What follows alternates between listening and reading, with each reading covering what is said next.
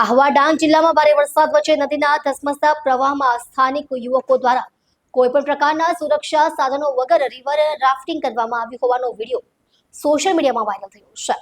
વિડીયોમાં યુવકો જીવના જોખમે નદીના તેજ પ્રવાહમાં રાફ્ટિંગ કરતા જોવા મળી રહ્યા છે, જેને લઈને સુરક્ષા અંગે ગંભીર પ્રશ્નો ઉભા થયા છે.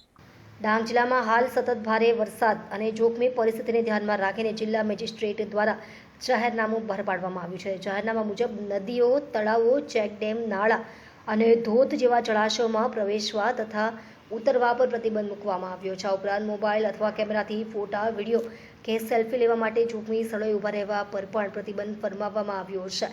આ જાહેરનામું 7 જુલાઈ 2026ના રોજ સાંજે 6 વાગ્યાથી અમલમાં આવ્યું છે અને 4 સપ્ટેમ્બર 2026ના સાંજે 6 વાગ્યા સુધી અમલમાં રહેશે.